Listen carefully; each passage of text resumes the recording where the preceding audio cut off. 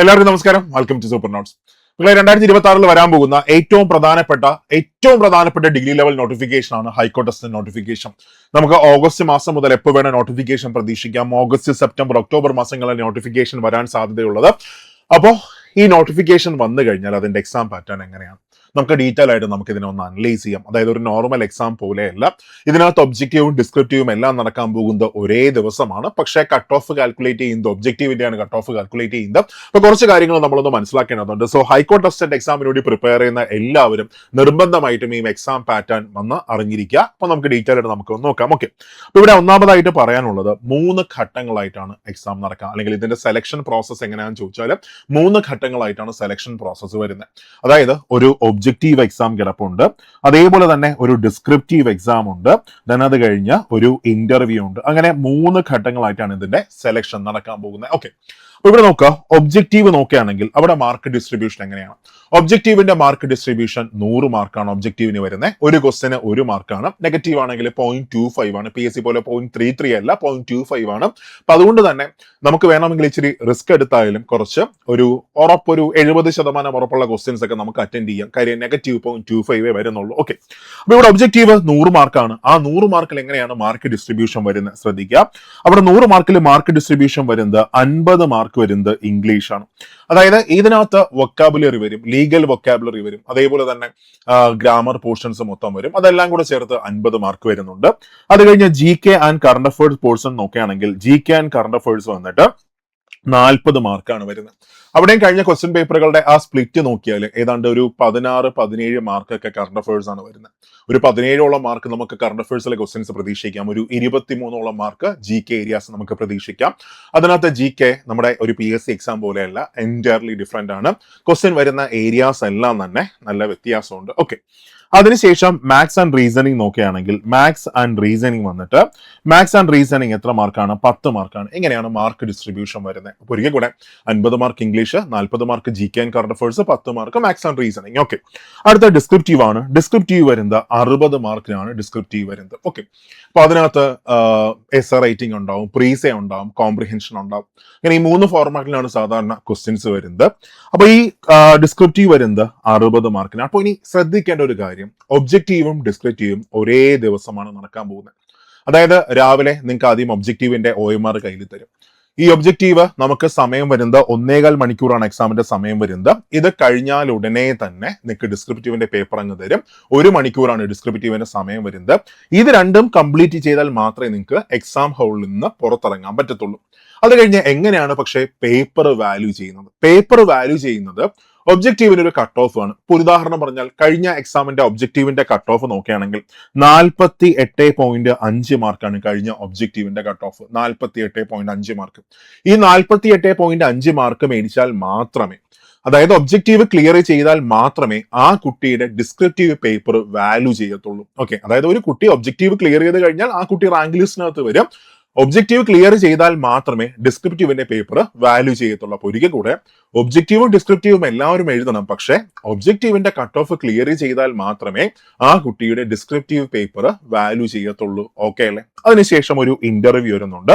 Stage 3 interview ആണ്. മറ്റൊരു ദിവസമാണ് ഇന്റർവ്യൂ നടക്കാൻ പോകുന്നത്. 10 മാർക്കിനാണ് ഇന്റർവ്യൂ വരുന്നത്. അപ്പൊ അതിനകത്തൊരു പാനൽ കാണും. കറണ്ട് എന്താണ് ഒരു സിറ്റുവേഷൻ, അതായത് ഇന്ന് എന്തെങ്കിലും ഒരു പ്രശ്നം കാണാം, ഏതെങ്കിലും ഒരു സംഭവം കാണാം, അതിൽ നിന്നെല്ലാം ക്വസ്റ്റ്യൻസ് നമുക്ക് പ്രതീക്ഷിക്കാം. നമ്മുടെ പേഴ്സണാലിറ്റി ഡെവലപ്മെന്റിന്റെ ആ ഭാഗത്ത് നിന്ന് ക്വസ്റ്റ്യൻസ് നമുക്ക് പ്രതീക്ഷിക്കാം.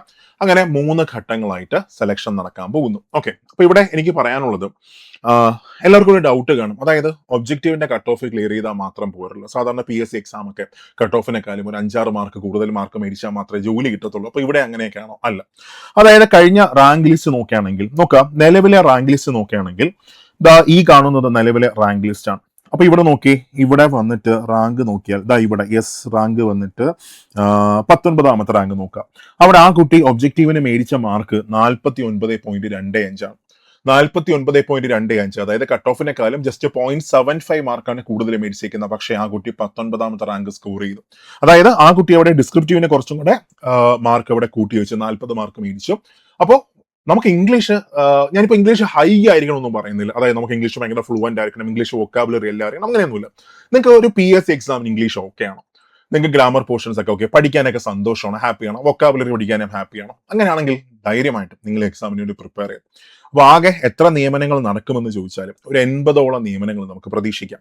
അതായത് കഴിഞ്ഞ വേക്കൻസി നോക്കുകയാണെങ്കിൽ ഏതാണ്ട് 41 വേക്കൻസിയിലാണ് നോട്ടിഫിക്കേഷൻ വന്നത്. നിലവിൽ ഒരു 60ഓളം അഡ്വൈസ് പോയിട്ടുണ്ട്. ഇനി റാങ്ക് ലിസ്റ്റിന് ഒരു എത്ര മാസമുണ്ട്, 5ഉം 4ഉം 9 മാസം കിടപ്പുണ്ട്. സോ ഒരു 80ഓളം അഡ്വൈസ് നമുക്ക് പ്രതീക്ഷിക്കാം. എപ്പോഴും അങ്ങനെ ആയിരിക്കും, ഏതാണ്ട് ഒരു 80-90 അത്രയും നിയമനങ്ങളൊക്കെ ആയിരിക്കും നടക്കാൻ പോകുന്നത്. അപ്പൊ ഇവിടെ ആരൊക്കെയാണ് പ്രിപ്പയർ ചെയ്യേണ്ടത്? വളരെ പെട്ടെന്ന് ജോലി ആവശ്യമുള്ളവർ, അതായത് ഒരു 10 മാസത്തിനകം സർവീസിലേക്ക് കയറണം. ഞാൻ അങ്ങനെ പറയാൻ കാരണം എന്നറിയോ, ഞാനിപ്പോൾ ഒരു എക്സാമിനെ കുറ്റം പറയുന്നതല്ല. ഇപ്പോൾ ഒരു PSC എക്സാം ആണെങ്കിൽ അതിന്റെ പ്രോസസ്സ് ഭയങ്കര വലുതാണ്. ഇപ്പോൾ ഫോർ എക്സാമ്പിൾ ഞാനിപ്പോൾ അടുത്ത് വരാൻ പോകുന്ന LDC എടുക്കുകയാണ്. അപ്പോൾ 2026 നോട്ടിഫിക്കേഷൻ വരുന്നു, 2027 എക്സാം നടക്കുന്നു, 2028 അതിന്റെ റാങ്ക് ലിസ്റ്റ് വരുന്നു. ആ റാങ്ക് ലിസ്റ്റ് 2031 വരെ കാലാവധിയുണ്ട്. അതായത് 5 വർഷം നീളുന്ന ഒരു പ്രോസസ്സാണ് ഒരു PSC എക്സാം എന്ന് പറയുന്നത്. പക്ഷെ ഹൈക്കോർട്ട് അങ്ങനെയല്ല. അടുത്ത വർഷം 2027 ഒരു ഏപ്രിൽ മെയ് ജൂൺ ജൂലൈ മാസങ്ങൾ, ഏപ്രിൽ മെയ് ജൂൺ മാസങ്ങളിൽ നമുക്ക് റാങ്ക് ലിസ്റ്റ് പ്രതീക്ഷിക്കാം. അപ്പോൾ റാങ്ക് ലിസ്റ്റ് നിലവിൽ വരുമ്പോൾ തന്നെ ഏതാണ്ട് ഒരു 40ഓളം വേക്കൻസി, അല്ലെങ്കിൽ എത്ര വേക്കൻസിയിലാണ് നോട്ടിഫിക്കേഷൻ വരുന്നത് അത്രയും നിയമനങ്ങൾ നടക്കും. എന്ന് വെച്ചാൽ ഒരു വർഷത്തിനകത്ത് അല്ലെങ്കിൽ ഒരു 10 മാസത്തിനകത്ത് നമുക്ക് ജോലിയിലേക്ക് പ്രവേശിക്കാൻ പറ്റും. ഇതാണ് ഹൈക്കോർട്ട് അസിസ്റ്റന്റ് ഏറ്റവും വലിയ പ്രത്യേകത. വളരെ പെട്ടെന്ന് സർവീസിലേക്ക് കയറാൻ പറ്റും. നല്ല പ്രൊമോഷൻ ചാൻസ് ആണ്, നല്ല സാലറിയാണ്. ഒരു സെക്രട്ടേറിയറ്റ് അസിസ്റ്റന്റ് എത്ര സാലറി കിട്ടുന്നുണ്ടോ അത്രയും സാലറി തന്നെ ഒരു ഹൈക്കോർട്ട് അസിസ്റ്റന്റിനും കിട്ടുന്നുണ്ട്. അതേപോലെ തന്നെയാണ് പ്രൊമോഷൻ ചാൻസ് വരുന്നത്. then അത് കഴിഞ്ഞ KSR ആണ് ഫോളോ ചെയ്യുന്നത്. അതേപോലെ തന്നെ NPF ആണ് പെൻഷൻ വരുന്നത്. എല്ലാ ആനുകൂല്യങ്ങളും വരുന്നുണ്ട്. സമാധാനമുള്ള ഒരു ജോലിയാണ്. വേറെ പൊളിറ്റിക്കൽ പ്രഷർ ഒന്നും വരത്തില്ല. അപ്പൊ ഈ ബെനിഫിറ്റ്സ് ഒക്കെ അവിടെ കിട്ടും. പക്ഷെ അവിടെ ഒരു നെഗറ്റീവ് ഉണ്ട്. ആ നെഗറ്റീവ് സൈഡ് എന്താണ്? എറണാകുളത്ത് മാത്രമേ നമുക്ക് ജോലി ചെയ്യാൻ പറ്റത്തുള്ളൂ. അതായത് ഹൈക്കോടതി എവിടെ വരുന്നുള്ളൂ? എറണാകുളത്ത് മാത്രമേ വരുന്നുള്ളൂ. അപ്പോൾ നമ്മുടെ ഒരു സർവീസ് പീരീഡ് മൊത്തം നമുക്ക് അവിടെ തങ്ങേണ്ടി വരും. ആ ഒരു പ്രശ്നം മാത്രമേ ഈ എക്സാമിന് വരുന്നുള്ളൂ. നമ്മൾ പഠിക്കുകയാണെങ്കിൽ നമ്പർ ഓഫ് ആപ്ലിക്കൻസ് വളരെ കുറവാണ്. ഏതാണ്ട് ഒരു 50,000-ഓളം ആൾക്കാർ മാത്രമേ ഈ എക്സാമിന് അപ്ലൈ ചെയ്യത്തുള്ളൂ. അപ്പൊ അത് വെച്ച് നോക്കുമ്പോൾ കോമ്പറ്റീഷൻ കമ്പാരിറ്റീവ്ലി കുറവാണ്. ഫോർ എക്സാമ്പിൾ പറഞ്ഞാൽ കേരള അഡ്മിനിസ്ട്രേറ്റീവ് ട്രിബ്യൂണൽ എടുക്കുകയാണ്, കാറ്റ് എടുക്കുകയാണ്, ഒരു 20 അഡ്വൈസ് മാത്രമേ പോകത്തുള്ളൂ. പക്ഷേ ഒരു 3 ലക്ഷം ആൾക്കാർ അപ്ലൈ ചെയ്യും, 2 ലക്ഷം ആൾക്കാർ അപ്ലൈ ചെയ്യും. അതേപോലെ assistant director of national savings ഒരു 10-15 വേക്കൻസി മാത്രമേ നടക്കത്തുള്ളൂ. പക്ഷേ ഒരു 2 ലക്ഷം ആൾക്കാർ അപ്ലൈ ചെയ്യും. പക്ഷേ ഇവിടെ അധികം ആരും അപ്ലൈ ചെയ്യത്തില്ല. കാര്യം ആപ്ലിക്കേഷൻ ഫീസ് ഉണ്ട്. 500 രൂപയാണ് ആപ്ലിക്കേഷൻ ഫീ വരുന്നത്. കുറച്ച് ആൾക്കാർ മാത്രമേ അപ്ലൈ ചെയ്യത്തുള്ളൂ. ഒരു 80ഓളം വേക്കൻസി ഇറപ്പുണ്ട്. പഠിച്ചാൽ ജോലി ഷുവറാണ്. അപ്പോൾ പ്രിപ്പയർ ചെയ്യാൻ ആഗ്രഹിക്കുന്ന എല്ലാവരും നന്നായിട്ട് പഠിച്ചു തുടങ്ങിക്കും. അപ്പൊ അതിനുവേണ്ടി നമ്മൾ സൂപ്പർ നോട്ട്സ് നമ്മുടെ പുതിയ ബാച്ച് ഈ ജൂലൈ 25-ന് സ്റ്റാർട്ട് ചെയ്യാൻ പോവുകയാണ്. ഇതിനകത്ത് ഒബ്ജക്റ്റീവ്, ഡിസ്ക്രിപ്റ്റീവ്, ഇന്റർവ്യൂ എല്ലാം കവർ ചെയ്യുന്നതായിരിക്കും. അതും ഇന്റർവ്യൂ ഓഫ്ലൈൻ സെഷനും കാണും, ഓൺലൈൻ സെഷനും കാണും. പിന്നെ ഇംഗ്ലീഷ് ക്ലാസ്സസ് മാത്രം എടുക്കാനായിട്ട് 4 കിഡില ഫാക്കൽറ്റീസ് ഉണ്ട്. ഒന്ന് നമ്മുടെ പ്രജീഷ് സാറാണ്, റീമ മിസ്, വൈഷ്ണവ് സാറ്, പിന്നെ വിഷ്ണു സാർ. അങ്ങനെ ഒരു 4 ഫാക്കൽറ്റീസ് ആണ് ഇംഗ്ലീഷ് മാത്രം ഹാൻഡിൽ ചെയ്യുന്നത്. പിന്നെ മാത്സ് എടുക്കുന്നത് റണംബാബു സാറും അരൂപ് സാറും ചേർന്നാണ് മാത്സ് എടുക്കുന്നത്. കറണ്ട് അഫയേഴ്സ് ക്ലാസ്സസ് കൈകാര്യം ചെയ്യുന്നത് കാർത്തിക മിസ്സും വൈഷ്ണവ് സാറും ചേർന്നിട്ടാണ്. ഒരു ഏറ്റവും മികച്ച ടീം നിങ്ങളുടെ കൂടെയുണ്ട്. കൃത്യമായിട്ടുള്ള മെന്റർഷിപ്പ്, കൃത്യമായിട്ടുള്ള മോട്ടിവേഷൻ സെഷൻ എല്ലാം ഈ ബാച്ചിനകത്ത് അവൈലബിൾ ആണ്. അപ്പോൾ ജോയിൻ ചെയ്യാൻ ആഗ്രഹിക്കുന്ന എല്ലാവരും എത്രയും പെട്ടെന്ന് തന്നെ 8281223366 ആ നമ്പറിൽ കോൺടാക്ട് ചെയ്തിട്ട് നിങ്ങളുടെ സീറ്റ് നിങ്ങൾ ഉറപ്പിച്ചോ. അല്ലെങ്കിൽ സൂപ്പർ നോട്ട്സിന്റെ ആപ്പ് ഡൗൺലോഡ് ചെയ്യാം. അവിടെ നിങ്ങൾക്ക് ആ ബാച്ച് കാണാം, ജോയിൻ ചെയ്യാം. അപ്പോൾ നന്നായിട്ട് പഠിച്ചോ. ജൂലൈ 25 ഇനി നിങ്ങളുടെ മുമ്പിൽ 4 ദിവസങ്ങൾ മാത്രമേ ബാക്കിയുള്ളൂ. അപ്പോൾ നമുക്ക് ക്ലാസ്സിൽ കാണാം. All the best. നന്നായിട്ട് പ്രിപ്പയർ ചെയ്യുക. അടുത്ത വർഷം നമുക്ക് സർവീസിൽ കയറാം. Thank you.